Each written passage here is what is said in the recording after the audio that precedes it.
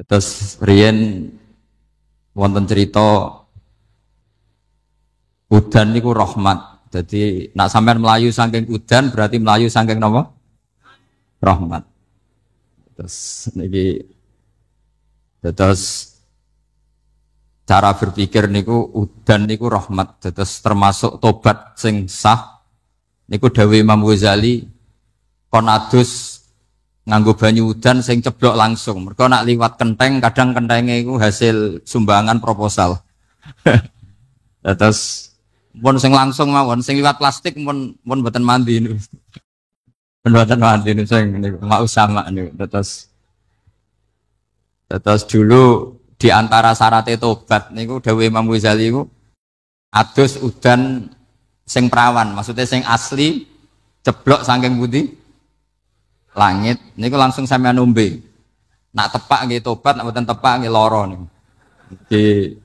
Kenapa sholat itu lebih indah ketimbang nikmatal wiqo misalnya, nikmatnya hubungan biologis? Jawabnya ulama itu gini, lucu jawabannya sederhana. Nikmatnya kamu punya anak itu apa? Jawabnya ulama itu lucu. Kalau sakit dia sembuh, kalau hilang dia datang. Saya ulang lagi ya, kalau sakit dia sembuh, kalau hilang dia datang. Sekarang orang tua yang punya anak sakit koma di UGD atau di emergency, itu senangnya tuh mengalahkan kesenangan apa saja. Kira-kira orang yang berhubungan intim atau yang hubungan biologis dengan orang yang sedang anaknya sembuh dari koma, senangnya senang mana? Senang yang melihat anaknya sembuh dari koma. Senikmat apapun hubungan biologis, senang anaknya yang hilang ketemu. Nah, kalau anak ketemu saja orang seseneng itu, apalagi kita di surga. Ketemu zat yang lama kita sembah, yang lama kita rindukan, yang lama kita rindu. Kemudian ketemu di surga. Maka tidak ada artinya surga tanpa melihat Allah Subhanahu wa ta'ala. Memang harus dijelaskan secara rohani. Akhirnya orang ngerti bahwa nikmat tertinggi di surga adalah melihat Allah Subhanahu wa ta'ala. Karena kalau anak-anak muda mungkin protes, ya enggak, ya enak kumpul sama widadari gini-gini. Wah itu kan yang trauma bojone jelek gitu. Wah itu yang bojone jelek mesti kesusu masuk surga karena itu sudah jelek, cerewet, nggak mati-mati kan gitu. Terus dia ingin masuk surga mesti niatnya welek, mesti pikiran pertama itu kumpul widadari. Tapi ada ulama yang bikin analogi tadi, misalnya istri kamu cantik, kemudian anak kamu sakit koma. Hubungan dengan istri sama dengar berita anak kamu sembuh, seneng mana? Seneng anak sembuh. Sama anak yang hilang, seneng mana? Anak yang hilang ketemu. Maka terus ulama bisa menjelaskan itu. Kalau orang ketemu anaknya seseneng itu, apalagi ini ketemu Tuhannya yang bertahun-tahun disembah, kemudian tidak pernah melihat. Di surga itu nanti kita melihat Allah Subhanahu. Makanya Allah begitu bangganya mempromosikan surga. Surga itu apa? Surga itu wujuhu yauma idzin nadhirah ila rabbiha nadhirah, yaitu wajah-wajah berseri-seri dan melihat apa. Itu tanpa dijelaskan seperti ini Anda akan janggal, enaknya di mana? Tapi setelah dijelaskan detail gini oleh ulama, maka kita akan tahu an-ni'matul uzma sing enggak ada perbandingannya adalah nikmat masuk apa? Surga karena melihat Allah Subhanahu wa ta'ala. Ya jadi saya berkali-kali pokoknya minta sekali, hadil umat harus umat yang rasional, terutama dalam mengemban tauhid. Karena tauhid ini yang disebut kalimah. Sampai Allah mengistilahkan kepada Nabi Ibrahim itu waja'alaha kalimatam baqiyatan fi aqibi. Kalimat tauhid adalah kalimat yang akan abadi di anak cucunya Nabi Ibrahim. Baik anak cucu yang karena gen, mau anak cucu yang karena sebab, yaitu santri dengan kiai. Dan itu caranya gimana? Umat Islam jangan berhenti belajar mantek. Makanya di MGS, di Qudsiyah, di TBS, semua pondok pasti ngajarkan mantek, di Bendan, ilmu logika. Itu tadi, kalau kamu tidak bisa menemukan tauhid dengan cara tadi, dengan cara al-alam mutaghayyir wa kullu mutaghayyir hadis labudan min bukhtis, paling tidak pakai ilmu yang dilakukan Rasulullah SAW. Yaitu masyhur itu, saya sering cerita di mana-mana. Ada orang namanya Jubair bin Mut'im, Muhammad bin Jubair bin Mut'im. Itu dulu dia kafir. Dia orang pinter sampai dipasrai jadi negosiator untuk mengurus tawanan perang Badar yang ditawan Rasulullah SAW. ketika datang di Medina, delalah pas maghrib, Nabi baca wattur wa kitabim mastur. Di antara ayat yang dibaca Nabi itu am khuliqu min ghairi syai'in.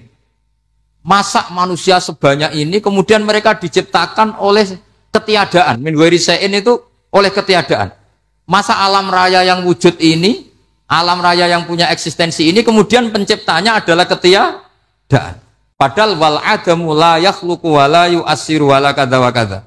Tentu sesuatu yang tidak ada itu tidak bisa dikatakan sebagai pencipta. Wong nggak ada, jadi faktor saja nggak mungkin apalagi jadi pencipta.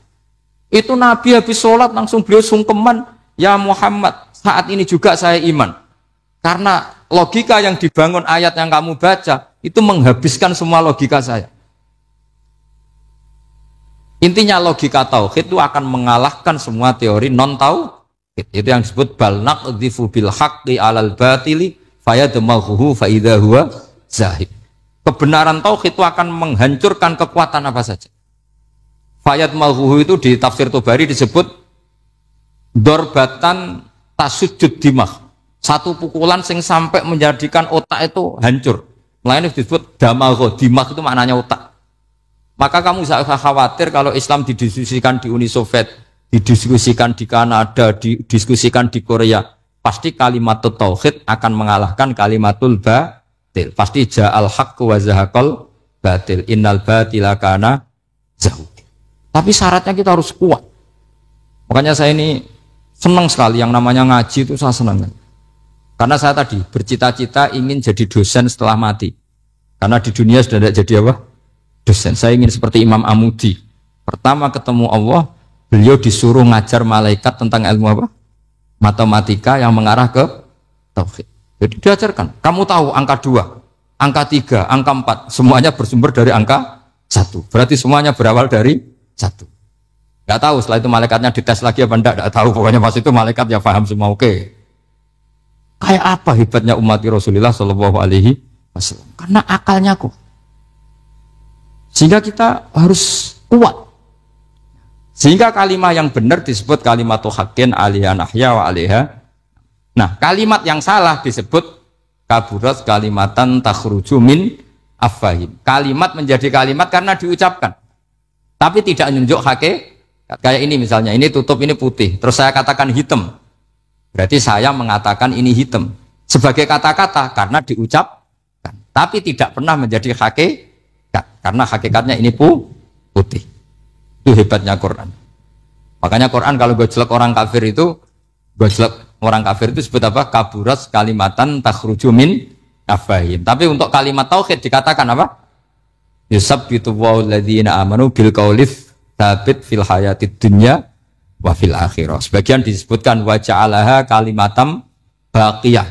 Kenapa kalimat tauhid itu kalimat yang abadi? Karena Allah sebagai Tuhan di dunia juga sebagai Tuhan di akhirat, dan selalu Tuhan pada masa yang tidak terbatas. Itu disebut wa ja'alaha kalimatam baqiyah. Kemudian umatnya Nabi mengganti kalimat yang gampang. Allah punya sifat baqo, punya sifat akhir. Maksudnya akhir itu la akhiralah.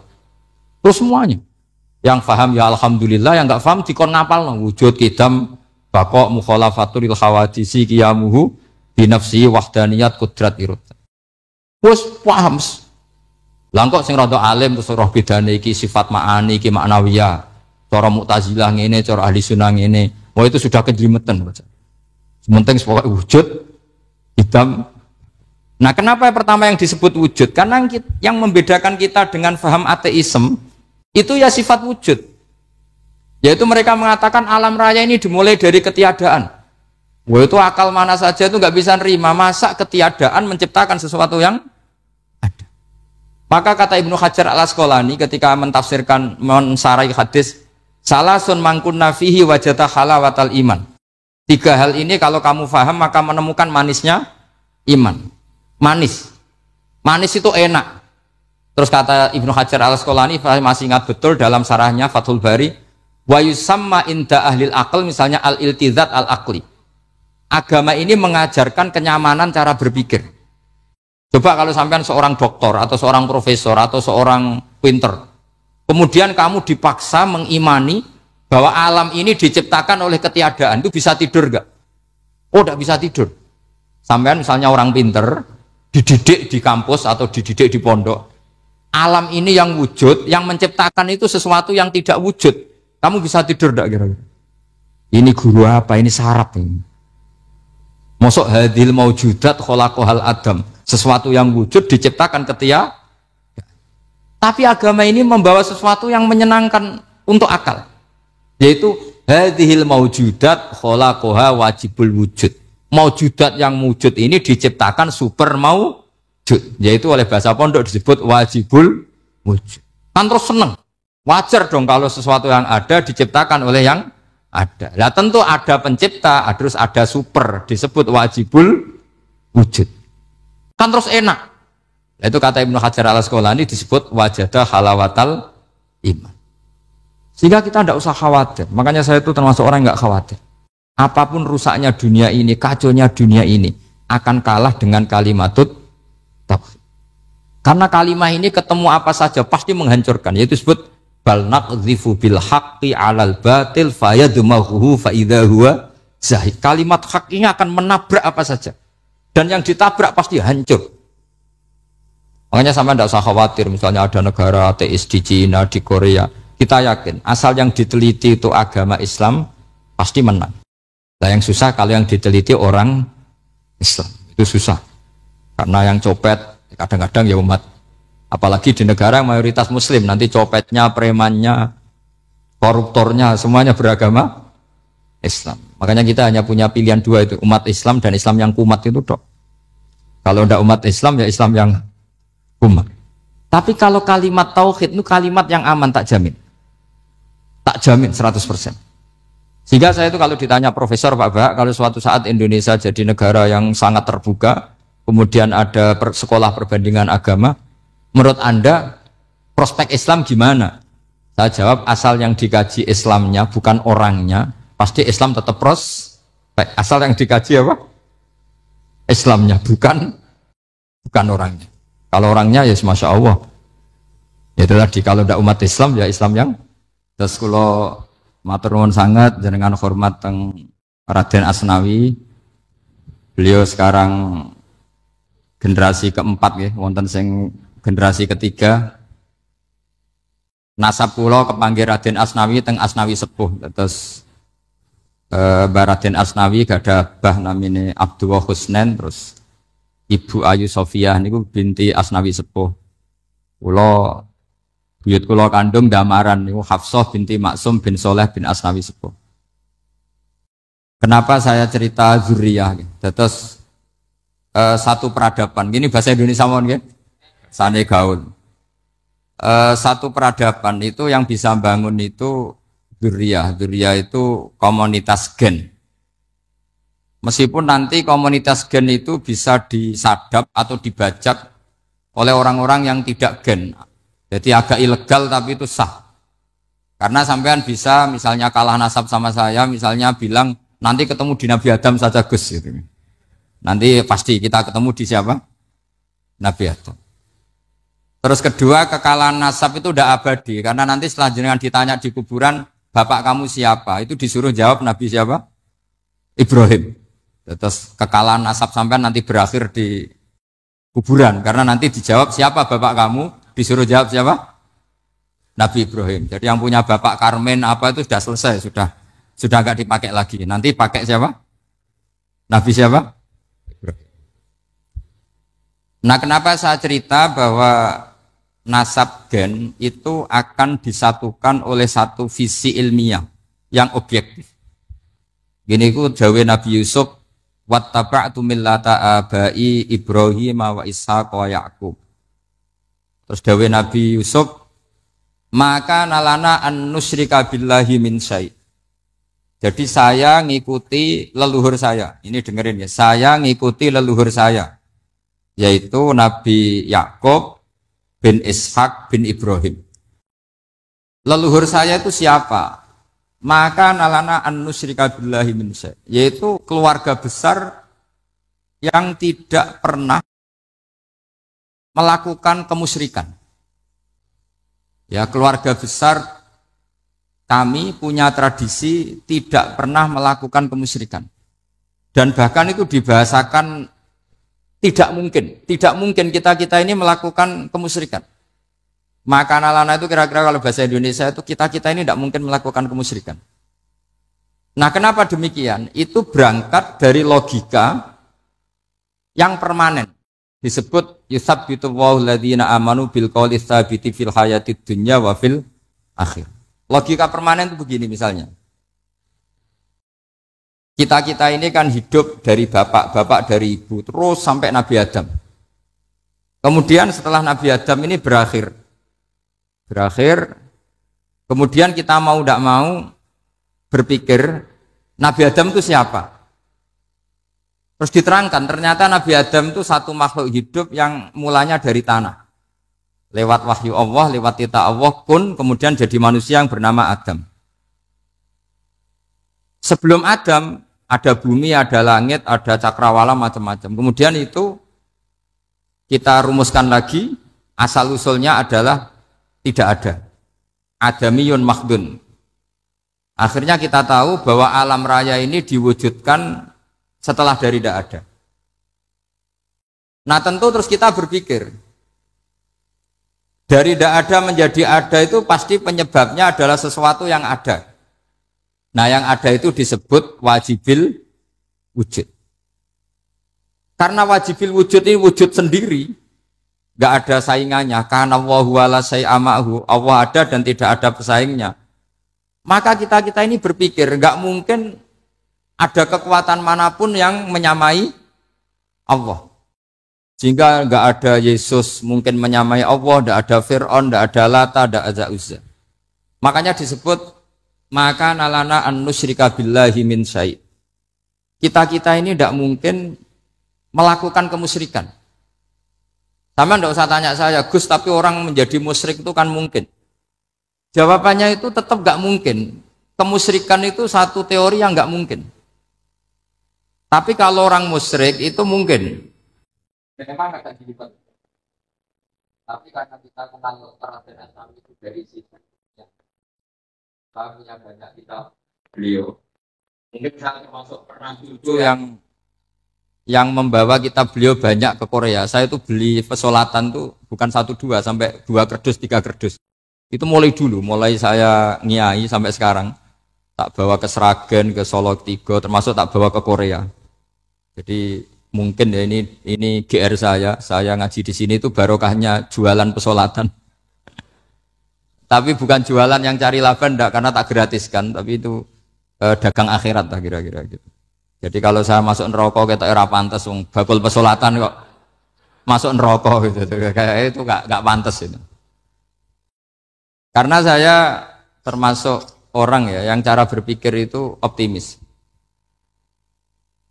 Dulu di sini ada orang alim alama namanya Raden Asnawi. Terus kemudian sejarah agak berpolemik, ada yang mengatakan beliau itu muridnya Syekh Nawawi, ada yang mengatakan tidak. Apapun itu yang saya yakini adalah beliau ya saling istifadah lah, saling bermanfaat bagi Syekh Nawawi Banten. Saya punya catatan sejarah banyak tentang Raden Asnawi karena guru-guru kita itu akan ketemu di Syekh Nawawi Banten. Yaitu kita tahu misalnya saya ngaji Mbah Mun ngaji Mbah Zubair misalnya ngaji Syekh Fakih Mas Kumambang, ngaji Mbah Mahfud, terus ngaji Sayyid Abi Bakar Sato, terus ngaji Sayyid Zaini Dahlan. Kalau keluarga sini mungkin misalnya Gus Hafid, Mbah Niam, Mbah Zuhri, terus Raden Asnawi. Raden Asnawi kita tahu nikah dari istri mudanya Syekh Nawawi, yaitu Nyai Hamdana. Saya sering diceritani Mbah Mun, terus Nyai Hamdana punya anak yang namanya Zuhriyah dari Syekh Nawawi. Kemudian setelah dinikahi Raden Asnawi punya anak namanya Zuhri, Minan, Ni'am, terus sampai ke Gus Hafid itu, Hafid bin Ni'am. Kenapa saya cerita ini? Karena kealiman itu adalah sesuatu yang dibanggakan Allah. Imam Amudi itu ulama ahli matematika. Jadi ada ulama itu ahli matematika. Dia nggak pernah ngajarkan pesolatan, zakat, sholat, tapi dia ngajar matematika.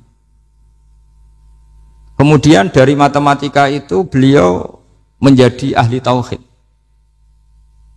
Sehingga nanti mungkar nakir itu gak akan tanya dia marabbuka wa manabuka, karena dia punya rencana. Yang ngajar tauhid itu saya katanya. Jadi kalau dia malaikat akan marabbuka, pangeran kamu itu siapa? Malaikat malah dilawan. Kamu pernah ngajar tauhid? Saya ini guru tauhid. Singkat cerita, saking keramatnya Imam Amudi, kata Allah, ya Amudi, presentasikan ilmu tauhid yang lewat jalur matematika ke semua malaikat saya. Semua malaikat saya tahu cara berpikir matematis. Karena malaikat itu imannya itu iman mauhibah, karena dia malaikat, ya iman karena tahu neraka, tahu surga, terus dia iman. Kalau kita enggak, kita iman tuh pakai logika, jadi lebih keren. Loh betul. Malaikat itu ketika bangga, ya Allah, apa ada orang yang imannya di atas kita? Jawabnya Allah ada. Siapa? Ya orang-orang kudus, kata Allah. Kira-kira gitu. Kenapa? Ya betul. Karena kamu iman saya itu wajar, kamu tahu saya, tapi mereka nggak tahu saya tapi iman. Kenapa bisa iman ya Allah? Karena mereka punya logika, punya akal. Akhirnya Imam Amudi disuruh sama Allah presentasikan logika tauhid kamu lewat jalur matematika.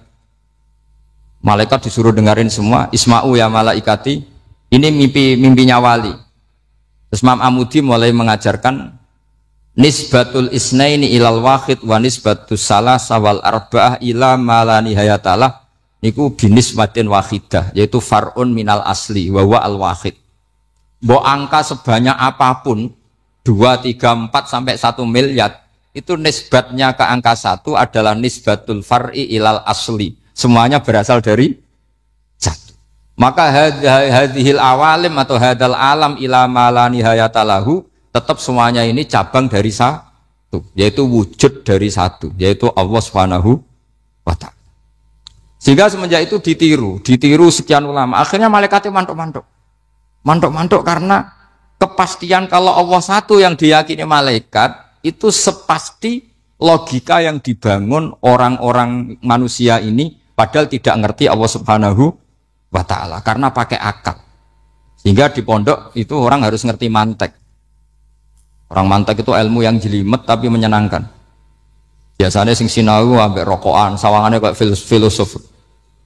Jadi paling gak agak paham dia alasan. Penting nikmati rokok, tapi pikir nikmati pemikirannya, ternyata nikmati rokok. Kayak kemarin saya datang ke resepsinya Gus Agil. Saya itu tertawa terus karena dengerin Habib Mutahar. Saya membaca bahayanya rokok. Setelah tahu bahayanya saya berhenti membaca. Tak pikir itu kan setelah tahu bahayanya saya berhenti merokok. Ternyata enggak. Saya baca bahayanya apa? Merokok. Setelah saya baca, maka saya berhenti membaca. Gitu.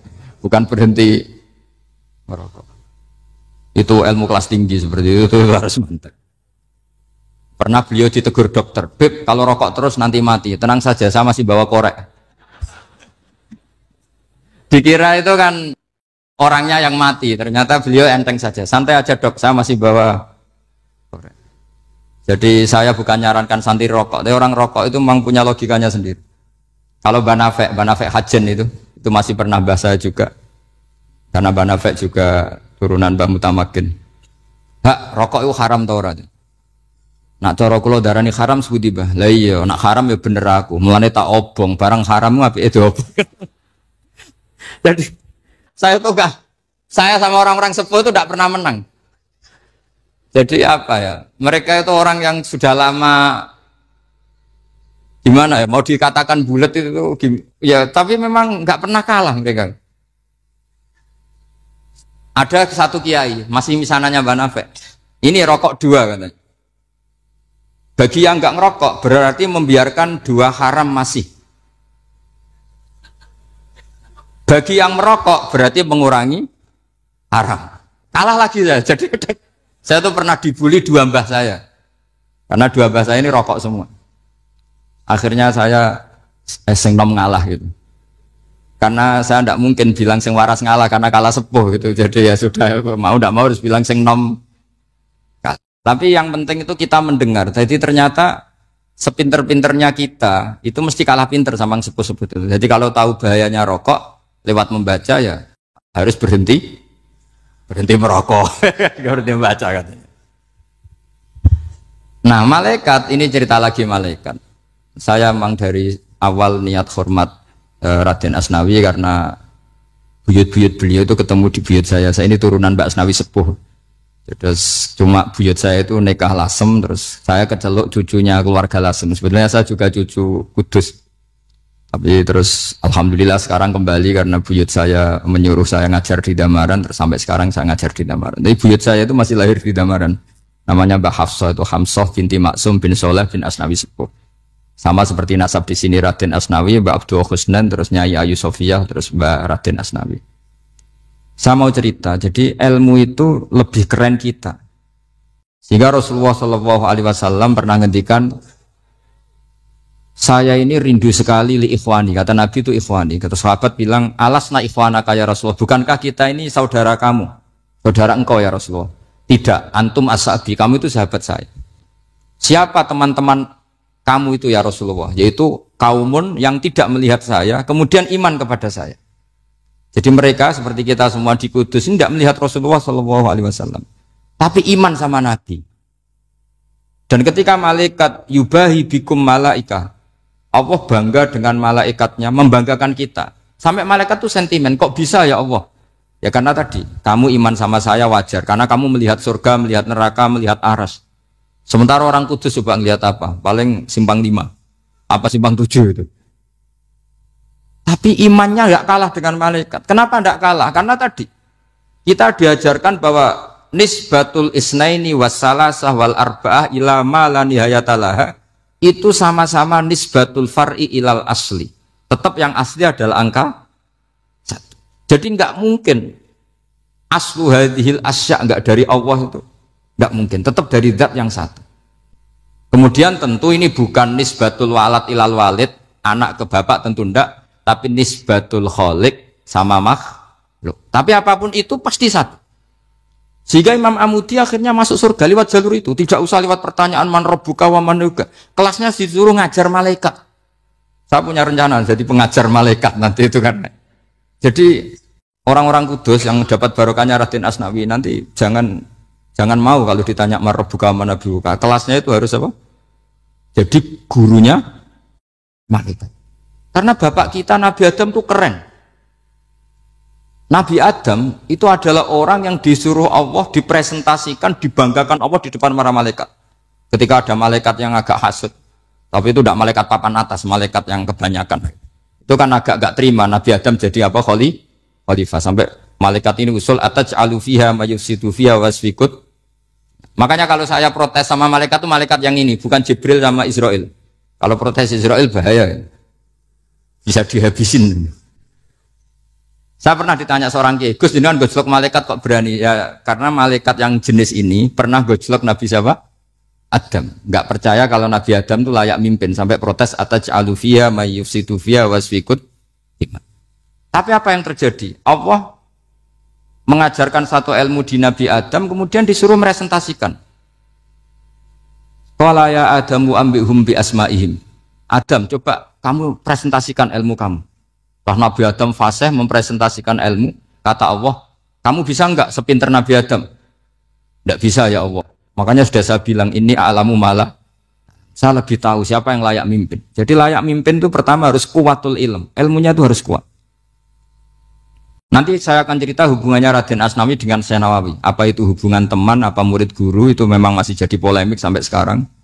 Kalau saya ya keyakinan saling istifadal. Ini bahasa netral, tidak murid guru tapi saling apa? Istifadah. Kata Syekh Nawawi dalam tafsir Munir itu, ilmu itu nomor 1. Sehingga beliau setiap ada ayat fa inna hizballahi humul ghalibun, beliau pasti menafsiri bil hujjah wal barohin la bis saulah. Saya masih ingat betul takbirnya, memang saya hafalkan. Tapi bukan untuk modal pidato, boten. Modal sebagai wong alim. Kalau pidato gampang. Pidato itu semua orang bisa. Kalau jadi orang alim itu tidak gampang. Lebih susah lagi wong alim berpidato. Itu kalau nggak pernah mbah saya tidak mau. Karena memang saya terkenal nggak suka pidato. 1 memang nggak bisa. Nomor 2 tidak ingin. Nomor 3 ya rugi. Karena pidato itu nasib-nasiban ini. Kalau nasib baik kamu tidak paham itu, wah Gus Ba ilmunya tinggi sehingga kita tidak paham itu kalau nasib baik. Kalau nasibnya ada baik, nak ngendikan bulat sama itu tepat-tepakan. Dan Syekh Nawawi itu benar, Raden Asnawi juga benar, semua guru-guru kita benar. Karena agama ini sebetulnya bukan masalah negara, tapi masalah logika yang sehat. Uni Soviet itu pernah mengkooptasi Uzbek, Ceknya, Tajikistan. Itu 100 tahun. Orang dipaksa ateis. Tapi orang-orang Uzbek, saya sering ketemu ulama Uzbek, kadang ketemu di Korea, kadang di Malaysia. Orang-orang Uzbek itu punya basement di bawah tanah. Kemudian di bawah tanah ini mereka ngajarkan tauhid. Ngajarkannya ya gampang. Misalnya ini sesuatu yang ada, ya ini. Ini ada penciptanya enggak? Ya ada. Siapa? Tukang katanya. Yang penting itu enggak ada logika bahwa sesuatu yang ada disebabkan oleh ketiadaan. Lah orang komunis, orang ateis itu orang yang mengatakan alam ini didahului oleh nihilisme, oleh adamiyah. Masuk akal enggak sesuatu yang ada, penciptanya sesuatu yang tidak ada. Sehingga orang anak-anak Uni Soviet itu enggak pernah kepikiran membenarkan ateis, itu enggak pernah. Bareng Uni Soviet ada itu Glasnost Perestroika itu kemudian hancur, semuanya langsung menjadi negara Islam, termasuk Uzbek, Tajikistan, karena diajari ilmu. Bahwa ilmu itu yang enggak pernah kalah oleh negara. Sehingga saking pedenya Rasulullah SAW ketika Sulhul Hudaybiyah, ini agak jelimet tapi gampang dicerna. Sulhul Hudaybiyah itu satu perjanjian yang semuanya merugikan Rasulullah. Yaitu kalau orang kafir masuk Islam disuruh kembalikan ke kafir, karena kafir itu bagi mereka habitat. Islam itu hal yang baru. Tapi kalau orang Islam menjadi kafir, nggak boleh kembali Islam, berarti kembali ke habitat. Semua perjanjian itu merugikan. Sampai masyhur Sayyidina Umar protes ke Rasulullah, jenengan masih nabi. Itu kan ekstrim tanya. Jenengan sampai sekarang masih nabi? Ya, saya masih nabi. Kenapa tanya demikian? Karena semua perjanjian merugikan Islam, menguntungkan orang apakah? Semua sahabat sebetulnya persis Sayyidina Umar protes, kecuali Abu Bakar. Lama-lama akhirnya di antara perjanjian itu berbunyi begini. Tapi saya minta satu hal. Orang boleh mendiskusikan Islam tanpa tekanan. Itu saja permintaan Nabi. Orang boleh mendiskusikan Islam secara bebas, tidak tertekan. Karena orang-orang kafir melihat itu hal yang biasa. Ya nggak masalah Muhammad. Akhirnya orang diskusi. Islam itu apa sih? Islam itu orang yang menuhankan Allah. Allah itu siapa? Zat yang menciptakan langit dan bumi. Lama-lama orang kafir berpikir, wah keren. Tuhannya Muhammad bisa bikin langit dan bumi. Tidak kayak Tuhan kita, malah kita yang bikin. Jadi mulai debat itu mulai. Terus ada yang cerita lagi. Saya pernah loh nyembah Lata, pas itu dikencingi luwak. Masa ailahun ya bulu ali sa'laban, masa Tuhan kok dikencingi luwak? Yang agak-agak ahli kitab ya diskusi lagi. Wah kayaknya Yesus tidak Tuhan. Masa Tuhan kok kelaparan, lemes, wah repot nanti. Jadi makanya Allah ketika gojlok wa ummuhu siddiqah kana yakulani ta'am. Mal masih ibnu Maryam illa rasul qad khalas min qablihir rusul wa ummuhu siddiqah kana yakulani. Coba paradok ndak misalnya. Kamu didolani Nabi Isa terus ketok lemes. Kenapa Tuhan? Saya agak sakit keroi dulu. Kan enggak kebayang itu. Punya Tuhan yang sakit setelah makan sehat terus. Kan enggak kebayang seperti itu. Ketika Nabi punya konsep Tuhan, Tuhannya Muhammad itu siapa? Yaitu zat yang la awalalah, zat yang pertama. Lalu Tuhan itu siapa? Tuhan itu yang menciptakan langit bumi. Tuhan itu siapa? Yang memulai segalanya. Lama-lama mereka berpikir, wah kalau gitu yang benar itu Islam. Maka kata Imam Zuhri, Syihabuddin Az-Zuhri, famaka nafathun fil islami a'zoma min sulhil Hudaybiyah. Innamaka nasu yatafaduluna fil hadis wal munaza'ah. Semua teks riwayat itu ada kata wal munaza'ah. Orang bebas ngomong dan berdebat. Munaza'ah itu berdebat. Terus akhirnya falam yatakallam ahadun bil islami yaqilu syai'an illa dakhala fihi. Kemudian setelah berdebat dan mereka tahu Islam pasti akhirnya masuk. Dan itu yang sekarang terjadi di dunia. Makanya saya pernah ditanya seorang profesor, Gus, kalau di Jogja ada sekolah perbandingan agama, menurut Anda gimana? Asal itu tentang agama, tidak apa-apa. Tapi kalau yang dibandingkan umat Islam itu jangan. Karena nanti kalau di Indonesia kira-kira yang copet itu ditanya agamanya juga Islam, yang koruptor juga Islam. Jadi kalau yang dikaji Islamnya nggak apa-apa, tapi orangnya jangan kata saya. Karena yang bulat ya banyak, yang nggak sholat ya banyak. Tapi kalau Islamnya saja, misalnya adu konsep tentang Tuhan. Masyhur kita mungkin banyak yang melihat itu debatnya Stanley Fischer sama Ahmad Didat itu. Tuhan kamu siapa ini itu sama Didat cerita Tuhan saya itu lam yalid walam yulad walam yakul lahu kufuwan. Itu spontan ada seorang mahasiswi bilang sepertinya Tuhan Anda lebih menarik kan? Karena Tuhan Anda yang menciptakan langit bumi, yang Tuhan ini kok lahirnya sudah di bumi, masa lahir-lahir langsung jadi Tuhan. Jadi akhirnya falam yatakallam ahadun bil Islam yaqilu syai'an illa dakhala fihi. Sehingga agama ini apa? Agama itu adalah kalimat tauhid. Kalimat itu apa? Logika yang terbangun. Nah, ketika logika itu terbangun, maka disebut yusabbitu Allahu alladzina amanu bil qaulis tsabit fil hayatid dunya wa fil akhirah. Allah itu akan menetapkan satu kaul, satu presentasi ilmiah atau satu kesimpulan ilmiah. Yang kesimpulan itu nyata benarnya. Dan ini akan nyata terus baik di kehidupan dunia maupun kehidupan apa? Akhir. Seperti Allah sebagai Tuhan.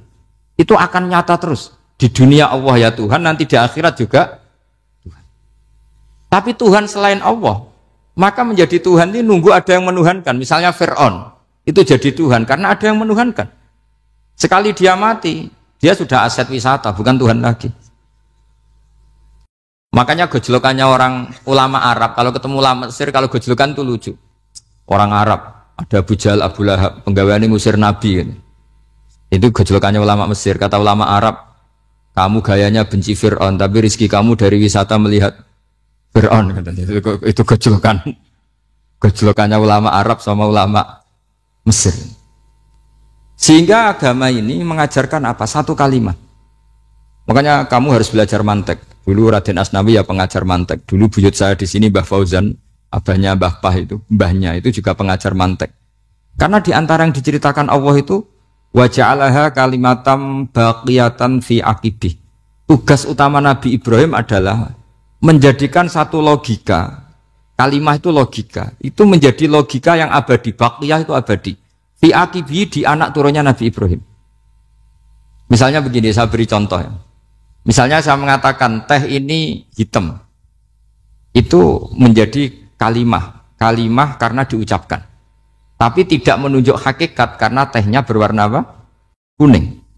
Sehingga Quran kalau menyalahkan orang kafir itu ngendikannya kaburas kalimatan takhruju min afwahihim. Omongannya orang kafir itu menjadi kalimat karena diucapkan dari mulutnya. Kenapa menjadi kalimat? Karena diucapkan tapi tidak menunjuk hakikat. Seperti orang mengatakan 2 ditambah 2 itu 10. Itu kalimat, tapi kalimat yang salah. Karena tidak menunjuk hakikat. Seperti orang kafir mengatakan Tuhan itu 3. Itu kalimat karena diucapkan, tapi tidak menunjuk hakikat.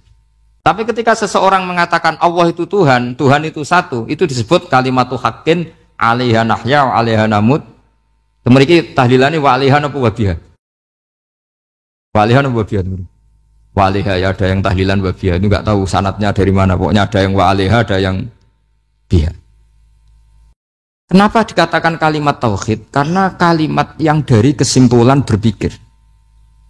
Dan agama ini dibawa Nabi Ibrahim itu untuk membawa kalimat tauhid. Ciri utama kalimat tadi, kamu yakin seyakin-yakinnya bahwa nisbatul snaini wassalasah wal arba'ah ila ma la nihayatalaha itu kanis batisnain ilal wahid, yaitu semuanya far'un minal asli, aslinya adalah wahid.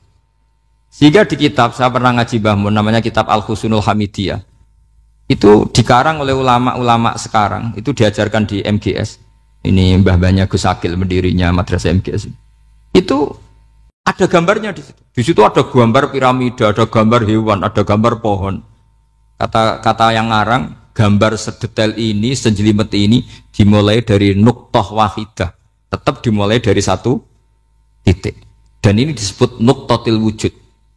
Jadi mbok orang kudus sebanyak ini tetap dimulai dari satu orang, yaitu Adam. Adam dimulai dari ketiadaan. Lalu siapa al-mujid? Pewujudnya siapa? Hanya Allah Subhanahu wa ta'ala. Sehingga ulama-ulama termasuk Syekh Nawawi itu paling suka ngendikan semua makna Quran dikumpulkan di Fatihah, Fatihah dikumpulkan di Bismillah, Bismillah dikumpulkan di ba, karena di ba itu ada titik nukdotil wujud, yaitu disingkat bi kana makana wa bi yakunu ma yakun. Karena saya, kata Allah, semuanya akan ada, dan karena saya yang enggak ada, semuanya suatu saat ada. Disebut nukdotil wujud. Nah, kita meyakini kalau Allah satu itu seyakin-yakinnya, karena nggak mungkin angka nggak dimulai dari angka satu. Begitu juga gambar seapapun julumete. Misalnya sampean gambar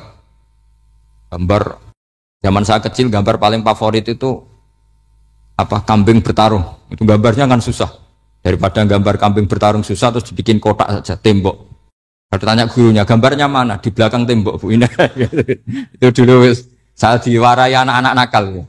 Jadi semua satu gambar itu disuruh gambar harimau, yang satu disuruh gambar kambing bentrok, yang satu disuruh gambar matahari, semuanya kotak semua.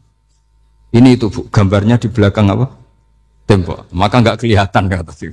Jadi gurunya kalah cerdas. Yang guru itu sebenarnya nggak pernah menang, karena murid itu lebih pinter. Itu teman saya dulu kalau ngaji itu, kalau tes itu ngerpek, baca.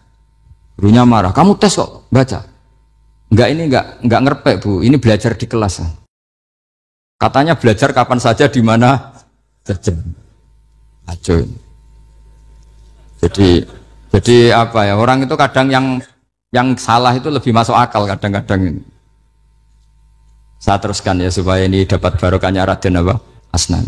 Saya mohon sekali ya, kalimat hakin itu harus kamu jaga. Caranya jaga ya tadi. Kalau kamu tidak bisa ilmu mantek, misalnya al-alam mutaghayyir wa kullu mutaghayyir hadis la budda min muhdits, itu kenjelimetan. Pakai saja teori umum bahwa gambar apapun jelimetnya itu dimulai dari satu titik. Karena nggak bisa, nggak dimulai dari satu titik, tidak bisa. Maka alam apapun jumlahnya nggak terhingga, tetap dimulai dari al-wahidul qahar, yaitu satu titik. Yaitu dalam konteks tauhid tentu itu Allah Subhanahu wa ta'ala. Sehingga Nabi Ibrahim itu orang paling sukses bikin wajah Allah kalimatam baqiyatan fi aqibi. Terus Nabi Muhammad begitu, sahabat begitu, sampai kita sekarang diajari ilmu mantek. Ilmu mantek itu logika yang nggak terbantahkan. Karena mau tidak mau. Kata Imam Syafi'i, fa innal uqula muttarratun ila qabulil haq, karena akal akan dipaksa menerima kebenaran. Dan itu yang terjadi di Uni Soviet. Dikooptasi 100 tahun untuk berfaham ateis, dilawan oleh ilmu, tetap menanamkan ilmu tauhid, ilmu mantek. Ketika Uni Soviet secara politik runtuh, semuanya menjadi muslim, termasuk negara-negara yang dulu dikooptasi. Maka kamu tidak usah kecil hati di Indonesia, apapun rusaknya negara ini, asal kita cara bertauhid benar, insya Allah tetap meninggal husnul khotimah. Karena sudah janjinya Allah, yusabbitu walladzina amanu bil qaulis tsabit. Sing jelas itu nomor satu tuh al qaulis tsabit. Memang itu logika yang masuk akal. Jadi jangan kira semua orang ditanya marabbuka, ndak. Banyak ulama yang enggak ditanya, masyhur itu dalam cerita keramat-keramat. Ada guru tauhid ngajarin tauhid. Setelah ditanya mungkar nakir, Imam Malik datang. Kamu nanya ini, man rabbuka man nabiyuka, kamu tahu ini guru Umul Barohin yang tukang ngaji tauhid. Guru tauhid kok ditanya apa? Tauhid. Malaikatnya enggak jadi tanya. Dan saya percaya cerita-cerita seperti itu karena secara umum itu ala inna auliya Allahi la khaufun alaihim walahum yahzanun lahumul busyra fil hayatid dunya wa fil akhirah. Artinya kalau wali itu kok ditanya mungkar nakir berarti ngalami ketakutan. Karena di situ kan digambarkan mungkar nakir itu sewangar, bawa godam. Kalau yang tanya nggak bisa dipukul sampai ajur sak walang-walang. Pokoknya ceritanya kan seru seperti itu. Berarti kalau betul begitu terus ayat la khaufun alaihim walahum yahzanun kayak apa? Makanya dalam kitab Nasoihul Ibad itu ada cerita ini. Sampean boleh nggak sependapat dengan saya, tapi semoga nasib sampean nanti digebuki malaikat. Karena orang itu akan mengalami seperti yang dirasakan. Ana indadzoni abdibi. Saya tidak bayangkan akan mengalami itu. Makanya saya ini ngajar tauhid terus. Paling tidak kalau ditanya marabbuka manabuka, sampean tahu profesi saya. Saya ini pengajar tauhid. Dan biji saya 9. Dulu saya di MGS, kalau ada teman bijinya tauhid kok 4, segala ahli swarga, tauhidnya jeblok. Dari kalau bijinya 4, segala ahli swarga, tauhidnya apa? Jeblok. Tapi yang bijinya 9, ahli swarga, tauhidnya itu Saya dulu bijinya 9. Terus 9 terus sampai tamat. Karena nggak ada biji 10. Karena kalau 10 itu kan terlalu sempurna, nggak baik lah manusia kok sempurna gitu. Jadi sudah 9 aja kan. Tapi sebetulnya pantasnya ya dapat 10. Mergo saake, mergo tenan nggak tahu saya. Di Nasihatul Ibad itu ada cerita gini dan saya percaya itu. Di sarahnya itu. Juga di sarah apa itu yang di sarah Syekh Nawawi itu. Pokoknya saya kalau ingat Raden Asnawi pasti ingat Syekh Nawawi. Saya tidak memastikan apa murid guru apa saling istifadah, yang jelas itu teman dekat, teman fil ilm. Sayyidina Ali itu pernah minta kasyaf sama Allah. Saya percaya tidak semua orang alami marbuka ditanya itu. Ya Allah, saya minta kasyaf itu ngerti alam gaib. Ingin tahu Umar. Jadi diam-diam Sayyidina Ali itu ya mangkal sama Sayyidina. Wong kok kerasingon. Angger wong kok tahu disentak. Jajal wani nyentak malaikat tora itu kata Sayyidina. Jadi dia minta kasyaf karena kenangannya dia melihat Umar itu semua orang pernah disentak sama Sayyidina Umar itu. Sayyidina Ali minta kasyaf. Ya Allah, saya ingin melihat Umar menghadapi mungkar nakir.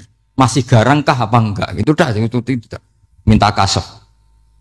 Pas kasyaf beliau bangun dari kubur, duduk. Dilihat sama Sayyidina Ali ini ngalami kasyaf. Sama ndak usah tanya.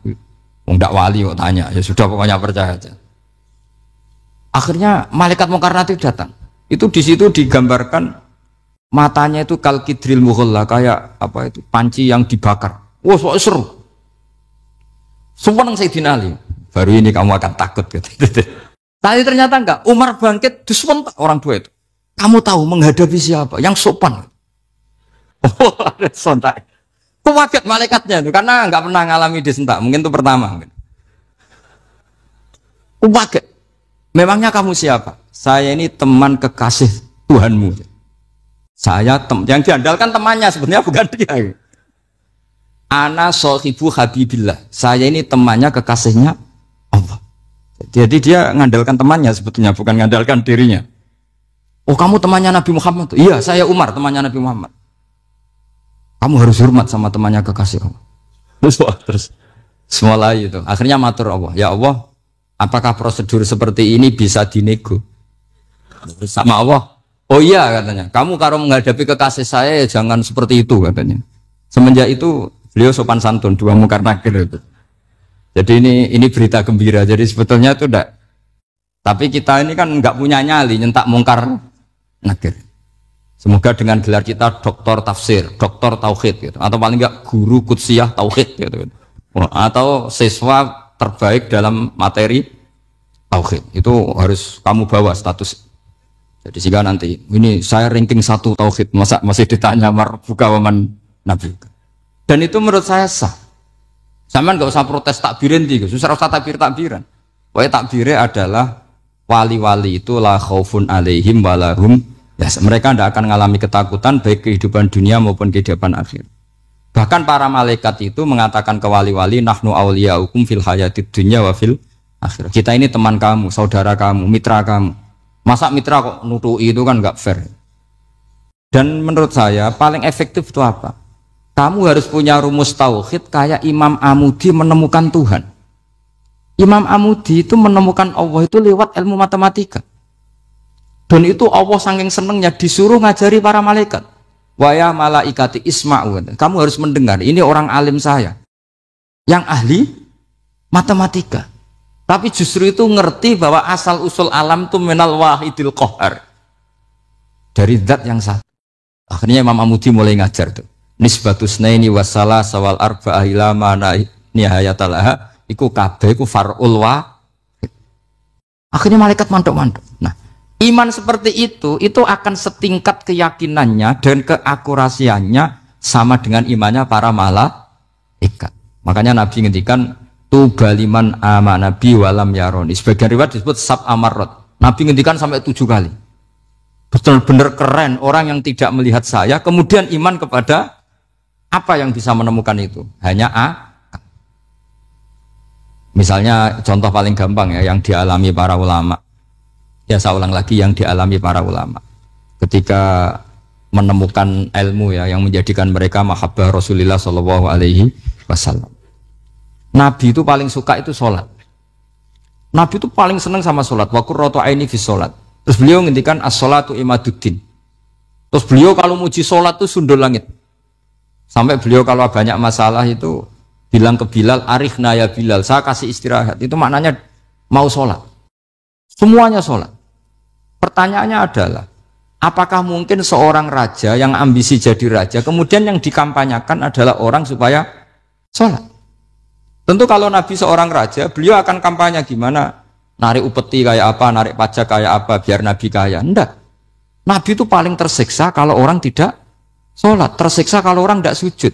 Loh, kalau beliau seorang raja, ngapain mempopulerkan sholat? Maka makna sholat Imaduddin adalah, sholat itu tiang agama. Maknanya tiang agama, kamu akan tahu betul kalau dia seorang Nabi. Karena apa? Yang diajarkan adalah sholat. Loh, coba untungnya apa bagi Nabi Muhammad ketika umat Islam sholat? Kan tidak ada untungnya sama sekali.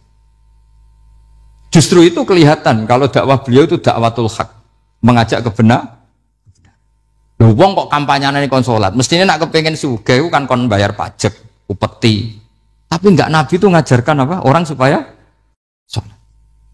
Dan ini diimplementasikan sama Raden Asnawi, beliau ngarang pesolatan. Orang sealim itu yang dikarang pesolatan.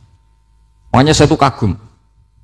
Saya saksinya banyak, tanya murid-murid saya kalau beli pesolatan, saya kerdus, saya kirim ke Korea, terus ke pedalaman-pedalaman. Karena saya butuh pesolatan, bahwa orientasi kita itu sholat.